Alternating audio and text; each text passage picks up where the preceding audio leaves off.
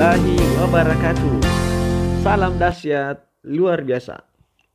Oke, terima kasih atas perhatiannya. Kita kembali lagi ya di channel kami Pak MS, yaitu pada kesempatan ini yaitu materi baru, di mana sebelumnya dari materi ini adalah materi tentang persamaan reaksi kimia. Nah, sekarang ini setelah kita sudah tahu bagaimana itu persamaan reaksi kimia, sekarang kita masuk di hukum dasar kimia ya. Jadi di sini kita sudah mulai dihitung-hitungan ya, mulai kita di rumus-rumus. Jadi silakan dicermati baik-baik ya. Ya, oke. Ya, saya langsung saja. Silakan dicek di kiri atas, itu sudah saya tulis di situ ya, hukum dasar kimia ya. Nah, silakan dicek itu, lihat di kiri atas. Pada kesempatan ini kita mempelajari hukum-hukum alam ya, di mana hukum-hukum alam ini berhubungan dengan proses-proses kimia ya. Ada beberapa hukum yang kita akan pelajari, ada 4 ya, ada 4 sampai 5 ya mungkin ya. Nah, yang pertama itu adalah hukum kekekalan massa. Nah, tapi sebelum kita tahu apa itu hukum dulu. Nah, hukum ini adalah kayak semacam aturan ya. Aturan yang tidak boleh dilanggar. Yang tidak boleh dilanggar ya. Itu pada umumnya seperti itu. Nah, hukum itu juga secara umum itu terbagi menjadi 2. Ada hukum alam dan ada hukum sosial ya. Hukum alam dan ada hukum sosial. Nah, yang kita pelajari di sini adalah hukum alam, di mana hukum alam ini kita tidak bisa betul-betul merubahnya ya, tidak bisa dirubah ini ya, tidak bisa dirubah. Saya sampaikan saja perbedaan secara dasarnya ya, secara simpelnya ya. Tentu ada kalimat akademik atau kalimat ilmiah yang lebih bagus lagi untuk membedakan bagaimana itu hukum alam dengan hukum sosial. Kemudian hukum sosial ini biasanya bisa dirubah, bisa dirubah. Nah, bisa dirubah ya. Tergantung kondisi sosialnya bagaimana. Kalau hukum alam tidak bisa dirubah karena memang sudah alaminya, sudah alam semesta dari Tuhan ya, dari Tuhan yang tidak boleh kita ganggu-ganggu lagi. Bahkan bukan tidak boleh, tidak bisa, karena kita mengikut dari hukum alam. Bagaimana maunya alam, kita harus mengikut dia. Bahkan harus, ketika kita melanggar hukum alam itu akan terjadi kerusakan-kerusakan di alam semesta ini. Jadi di sini saya sampaikan dulu perbedaan dasar antara hukum alam dengan sosial. Misalnya ya, hukum alam itu misalnya ya, contohnya misalnya ya. Misalnya Anda silakan berimajinasi saja. Misalnya ini Anda memegang sebuah batu ya. Anggaplah ini memegang batu.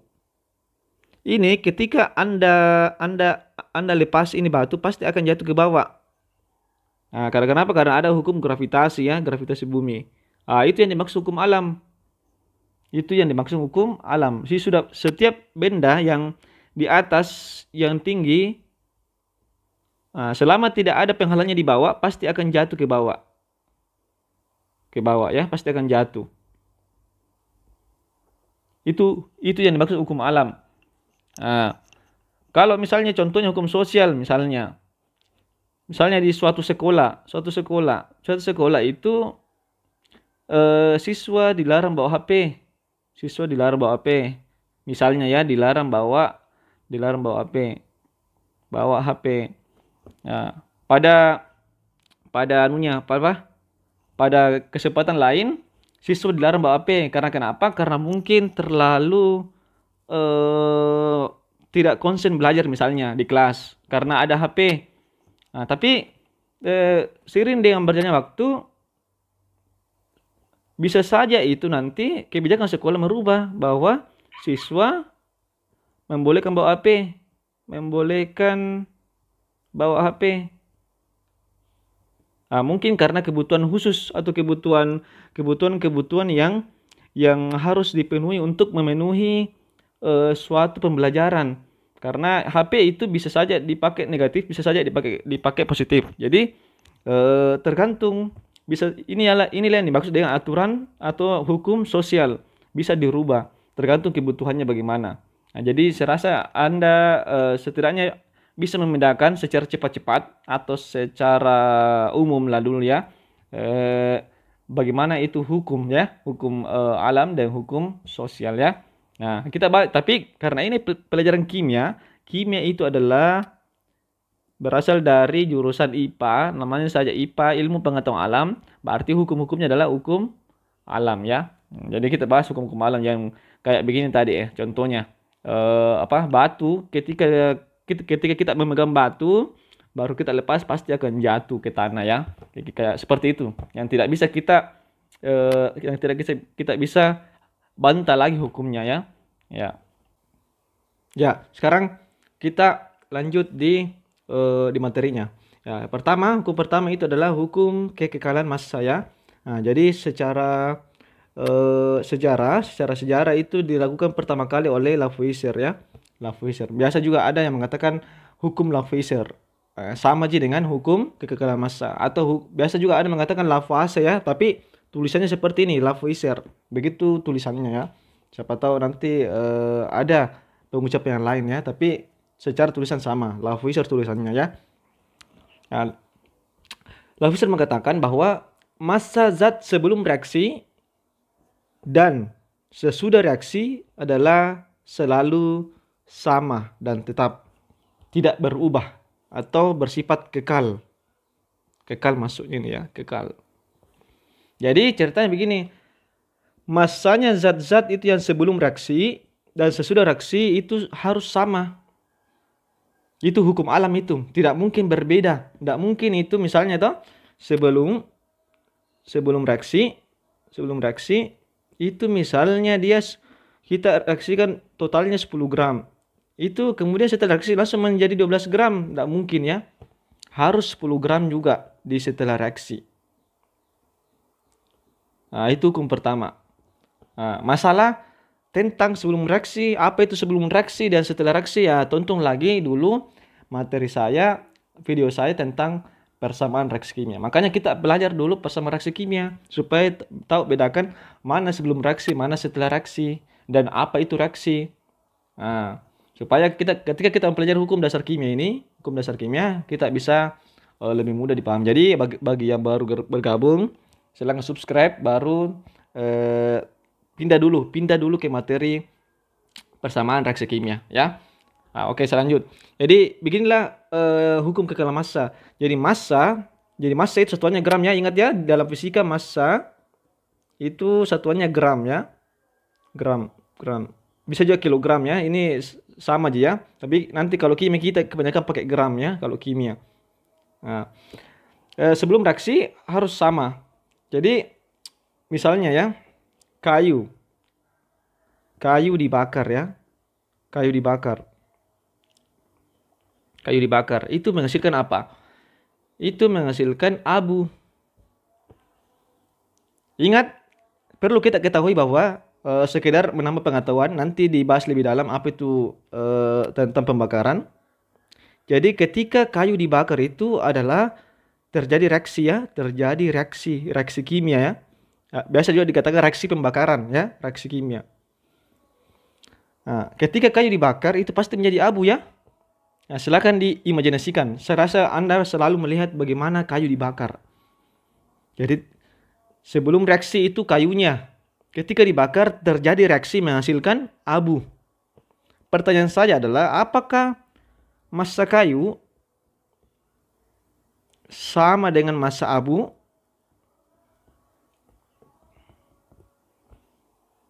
Pertanyaannya, jadi jawabannya apa? Pasti jawaban Anda tidak ya, tidak mungkin. Pasti kayu lebih berat. Massa abu lebih ringan. Ringan ya? Pasti Anda sudah, saya rasa pemirsa atau penonton sudah tahu bagaimana itu kalau kayu dibakar menghasilkan abu. Pasti kayu lebih berat daripada abunya. Pasti lebih berat sebelum reaksi daripada setelah reaksi. Nah, pertanyaannya, kalau begitu tidak memenuhi hukum kekekalan massa. Tapi ada penjelasan lainnya. Ternyata kenapa bisa itu ketika kayu dibakar menghasilkan abu, Kenapa bisa abunya ini ringan? Ternyata selain abu, hasilnya juga adalah asap. Asap yang asap ya, ada asapnya ya. Kalau kalau kita membakar pasti ada asapnya yang biasanya dia terbang ke udara. Ke udara. Ah, ternyata kenapa bisa ringan? Karena ini asap pergi terbang ke udara sehingga lebih ringan dari sebelumnya. Ini massa kayu yang berat ini. Seumpamanya massanya abu, ya, massanya abu ditambah massanya asap. Massa asap itu pasti sama beratnya dengan massa kayu. Cuma karena ini asapnya pergi terbang ke udara, maka terlihat lebih ringan. Jadi hasil reaksi dari kayu dibakar ini bukan cuma abu, tapi ada juga asap. Yang ketika kita jumlah massanya ini abu dengan asap itu pasti sama dengan massa kayunya yang dibakar. Begitulah hukum kekekalan massa. Tidak mungkin berkurang dari sebelumnya dan tidak mungkin bertambah. Pasti sama aja itu lagi. Cuma apa yang berbeda adalah bentuknya. Bentuk sebelum reaksi akan berbeda dengan bentuk setelah reaksi, tapi massanya sama. Ini nih hukum kekekalan massa. Yang tadinya sebelumnya itu kayu bentuk kayu. Setelah diproses reaksi kimia, itu menghasilkan abu dengan asap. Yang dimana abu dengan asap ini sangat berbeda dengan kayu. Tapi sekali lagi saya katakan, secara massa itu sama. Secara massa itu sama. Ya, silahkan diimajinasikan dulu ya, bagaimana itu kayu dibakar menjadi abu dan asap ya. Saya rasa Anda sudah pernah melihatnya secara langsung ya dalam pengalaman hidup Anda masing-masing. Nah, sebenarnya saya mau buat animasinya ya, supaya Anda tidak terlalu berimajinasi, supaya lebih konkret. Tapi Pak Emes juga masih belajar membuat animasi, ditambah deadline untuk membuat materi Anda. Karena sebentar lagi Anda akan melakukan semester ya. Jadi selanjutnya saja. Jadi begitulah hukum kekekalan massa, hukum Lavoisier ya. Jadi sekali lagi saya katakan, ketika kayu dibakar menghasilkan abu, kenapa dia lebih ringan? Karena asapnya terbang. Nah, ketika asapnya ditambah massanya asap dengan abu, pasti sama. Jadi semua reaksi kimia, jadi semua reaksi kimia, semua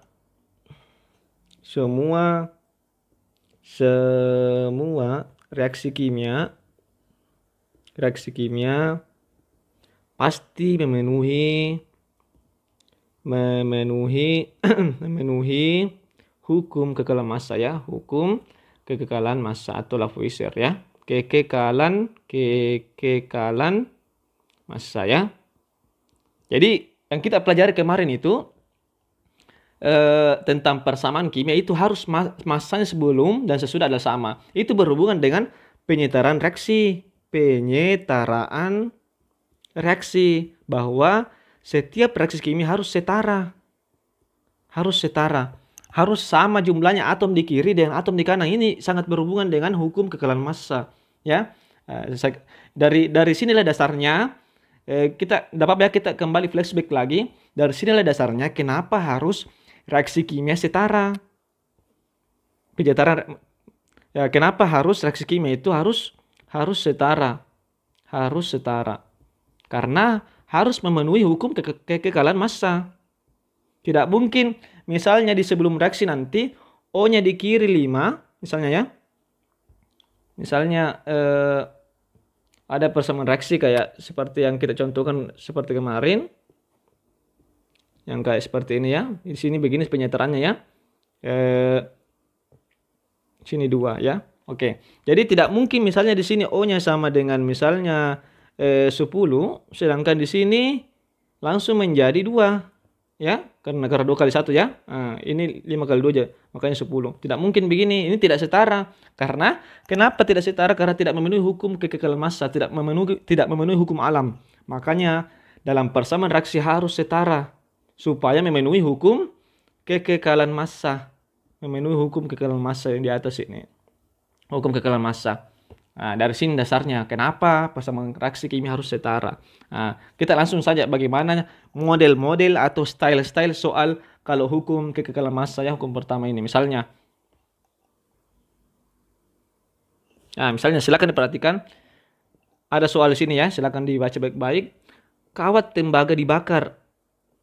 Kawat tembaga dibakar dalam pembakar bunsen sehingga terbentuk tembaga oksida. Nah, ini yang dimaksud tembaga oksida. Jadi kalimat pertama kawat tembaga dibakar. Jadi imajinasikan tembaga dibakar dalam pembakar bunsen, di dalam bunsen, pembakar bunsen sehingga terbentuk tembaga oksida. Nah, ini persamaan reaksinya. Ini persamaan reaksinya ya. Nah, satu susulan saat di sini 2 Cu tambah O2 menghasilkan 2 CuO. Nah, ini kayaknya sudah setara ya persamaan reaksinya. Nah, pertama, kemudian di kalimat berikutnya jika berat Cu semula 32 gram, 32 gram di sini dulu Cu, dan CuO yang terbentuk 40 gram. Hasilnya, ini yang maksud CuO. Ini ternyata hasilnya 40 gram. Pertanyaannya berapa berat O2 yang bereaksi? Nah, berapa beratnya O2 yang ini O2 oksigennya? Nah, ingat massa zat sebelum dan sesudah reaksi adalah sama. Jadi massa sebelum ini, sebelum panah harus sama dengan setelah panah. Coba sekali lagi ya, tidak apa-apa ya saya pelan-pelan ya. Jika berat Cu-nya 32. Jika beratnya Cu 32 dan CuO yang terbentuk berarti hasil ya. Ini CuO ceritanya dalam persamaan reaksi. Terbentuk 40 gram. Berapa berat oksigen? Ini yang ditanyakan nih. Berapa oksigen? Supaya sama dengan 40 gram Ki. Sehingga terbentuk 40 gram maksudnya. Jadi simpel saja. Pasti ini rumusnya. Massa Cu 32 ditambah massanya oksigen. Ini sama dengan 40 gram. Sama dengan 40 gram. Nah, berarti berarti massa oksigen sama dengan 40 dikurang 32 berarti sama dengan 8 gram. Nah, jadi begitu semudah ini ya.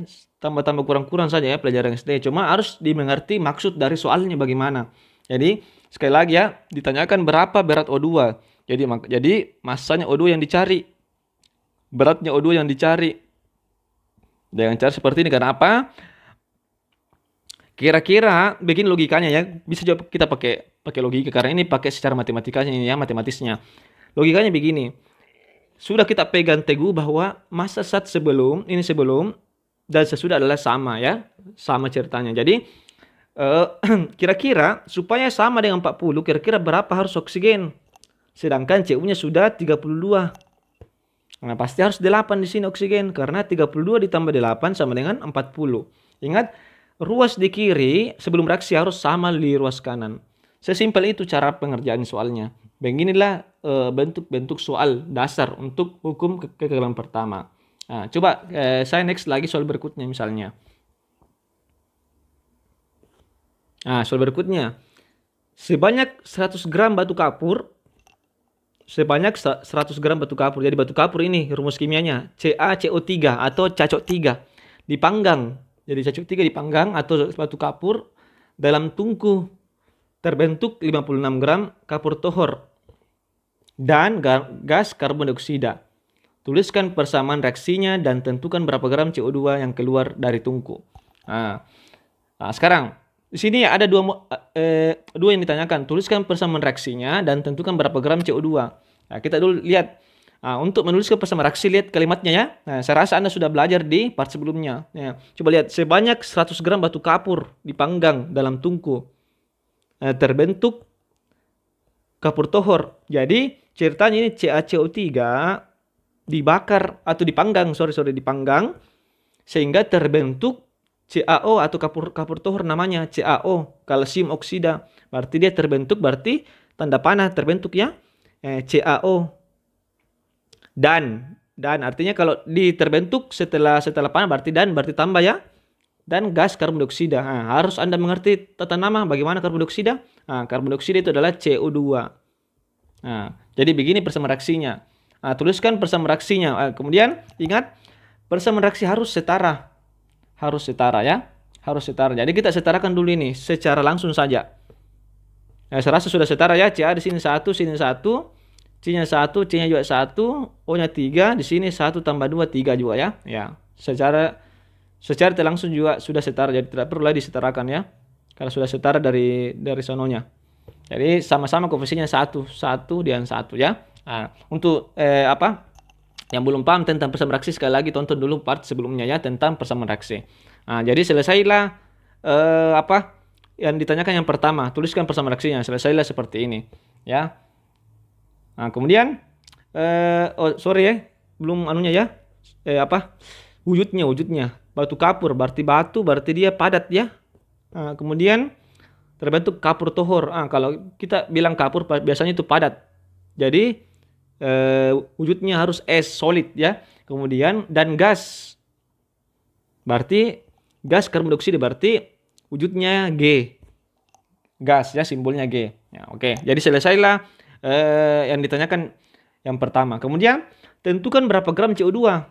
Nah, yang mana kalau dimaksud di sini CO2? Nah, CO2 ini. Yang ditanyakan ini. Nah, ingat massa saat sebelum dan sesudah adalah sama. Jadi di sini ceritanya ini yang terdapat ini sama dengan ya.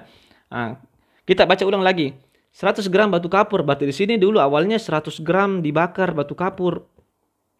Dibakar menghasilkan CaO 56 gram. 56 gram. Tambah. Nah, kira-kira berapa CO2? Nah, ingat massa saat sebelum reaksi harus sama di sini. Berarti caranya adalah secara matematika langsung saja 100 dikurang 56. Berapa itu?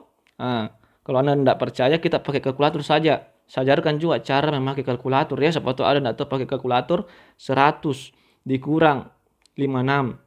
Berapa itu? 44 ya. Nah, jelas 44. Jadi CO2 yang terbentuk adalah 44 gram. Nah, jadi inilah jawaban yang kedua. Yang ini yang keduanya, tentukan berapa gram CO2. Jadi pasti hasilnya jadi begini logikanya. Jadi ketika 100 gram CaCO3 saya panggang dan ketika saya panggang ternyata ada CaO 56 gram.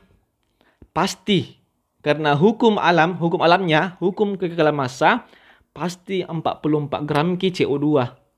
Karena kenapa? Hukumnya memang massa zat sebelum reaksi dan sesudah reaksi adalah sama. Jadi begitulah caranya mengerjakan soal-soal tentang hukum kekekalan massa. Saya rasa sangat mudah ya, tidak terlalu rumit. Nah, silakan ditanyakan lagi jika Anda masih belum paham, tulis di komen dan jangan lupa like. Silakan dibagikan juga. Ya, oke, nextnya lagi kita lanjut ke hukum kedua ya, tentang hukum perbandingan tetap. Oke, terima kasih. Mohon maaf atas kekurangan. Assalamualaikum warahmatullahi wabarakatuh. Salam dahsyat luar biasa.